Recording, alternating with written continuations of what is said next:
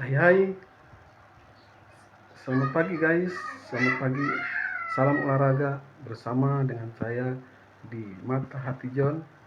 Pagi ini kita akan mengulas kembali perjalanan tim nasional Indonesia. Kita tahu Indonesia sudah lolos ke perempat final atau ke 8 besar. Dia akan menantang salah satu tim tangguh di Asia Timur yaitu Korea Selatan. Yang kita tahu perjalanan Indonesia ini tidak mudah ya, karena memang dari awal Indonesia harus berhadapan dengan eh, salah satu kandidat juara yaitu Qatar. Notabene Qatar juga tuan rumah.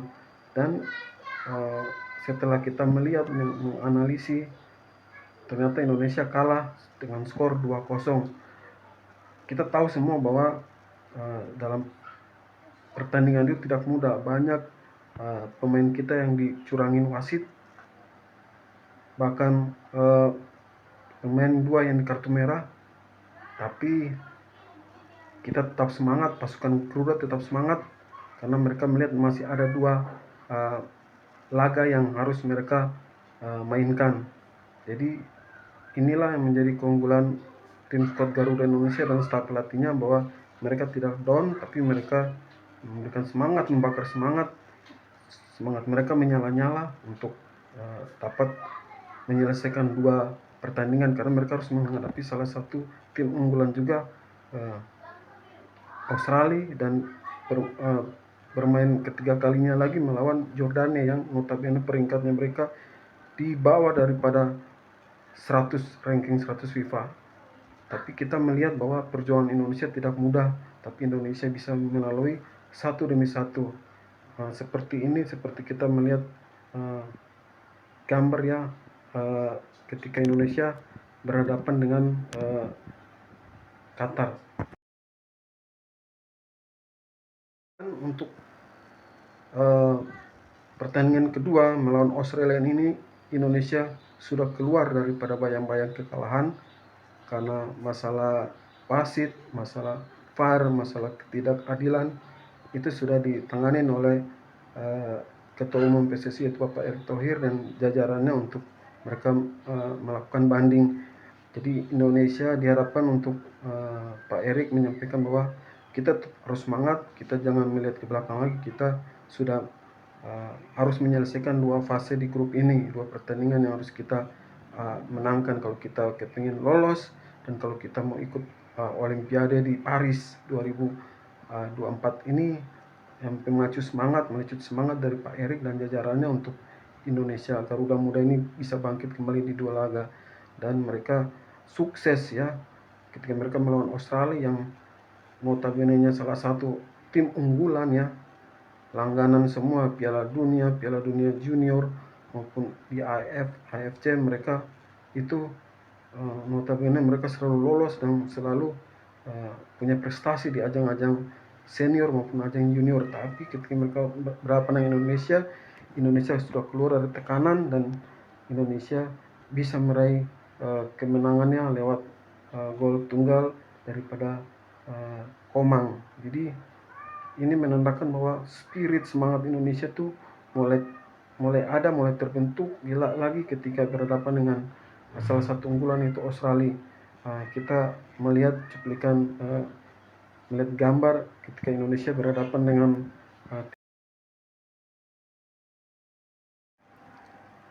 ya. Jadi untuk pertandingan ketiga Indonesia sudah lebih lagi leluasa untuk menguasai pertandingan, baik secara mental, fisik.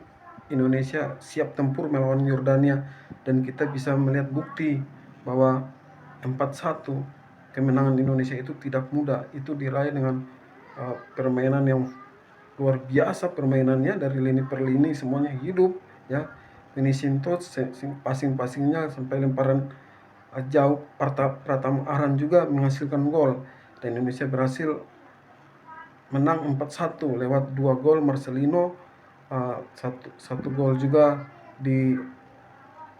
dibuat oleh Komang ya, dan juga oleh Witan Sulaiman, di mana membuat Indonesia begitu dikdaya pada saat itu luar biasa. Dan kita percaya bahwa ini gol-gol yang tidak mudah karena memang melalui skema, melalui satu serangan yang terorganisir dan racikan dari STY ini semua membuat hasil.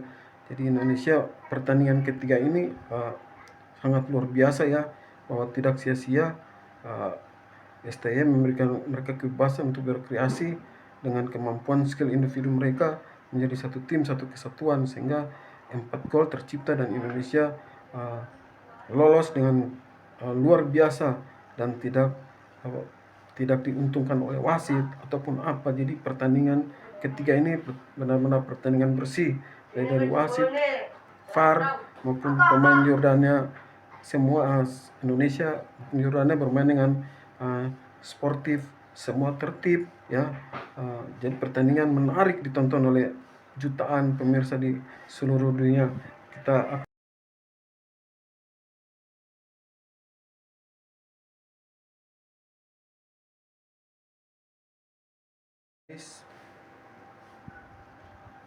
pada besok hari Indonesia akan menjamu salah satu tim kandidat yang luar biasa, itu Korsel umur 23 untuk lolos ke semifinal. Kita doakan seluruh bangsa Indonesia bahwa perjuangan bukan cuma sampai di 8 besar ini, tapi sampai partai puncak pun semoga digapai oleh Garuda Muda Indonesia, dan seluruh rakyat Indonesia ada di belakang Garuda Muda Indonesia. Jadi dari saya sebagai pengamat sepak bola, sebagai pemerhati sepak bola, sebagai pencinta sepak bola, saya mengimbau untuk adik-adik semua terus maju, jangan pantang mundur. Berikan yang terbaik untuk bangsa dan negara, berikan terbaik buat Ibu Pertiwi. Kalianlah bisa menjadi percontohan buat adik-adik kalian nanti, untuk mereka melangsungkan lagi ke jenjang lebih, mungkin bisa mengganti tim nasional umur 23 di masa akan datang. Dan kami juga salut kepada pemain keturunan, mereka juga punya kontribusi. Pokoknya yang elemen semua yang terlibat di kelompok umur 23 ini, saya salut luar biasa. Terus berkarya, terus berjuang demi membangun bangsa Indonesia yang lebih maju lagi lewat dunia sepak bola. Dan sepak bola Indonesia bisa dikenal bukan dari zaman dulu saja menjadi macan Asia, tapi Indonesia akan mendunia. Macan Asia akan kita tinggalkan, kita akan melihat yang lebih luas lagi, mendunia. Dan itu membuat generasi muda kita, mereka lebih fokus untuk sekolah, berolahraga, khususnya sepak bola. Mereka menimba ilmu para kakak-kakaknya yang sudah memberikan mereka suatu pembelajaran lewat sepak bola ini. Dan juga pelatih-pelatih lokal juga bisa melihat pelatih-pelatih asing seperti STE sudah memberikan kontribusi yang luar biasa buat perkembangan sepak bola Indonesia. Dan kita berdoa sama-sama biar besok hari ini Indonesia akan melawan Korsel. Kita percaya Indonesia akan main dengan Spartan, main dengan frontal, tapi tetap main dengan sportif, sehingga tidak ada pelanggaran berarti atau kartu kuning atau kartu merah atau pelanggaran yang berat.